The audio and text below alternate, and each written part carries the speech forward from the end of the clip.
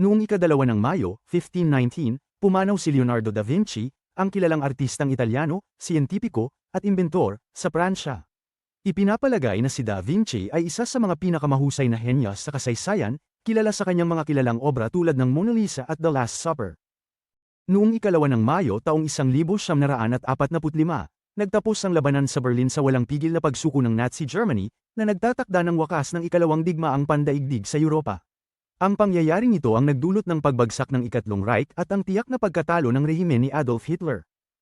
Noong May 2, 2011, si Osama bin Laden, ang lider ng teroristang organisasyon na Al-Qaeda na responsable sa mga pag-atake noong ika-11 ng Setyembre, ay pinatay ng mga puwersang espesyal ng Estados Unidos sa isang lihim na operasyon sa Pakistan.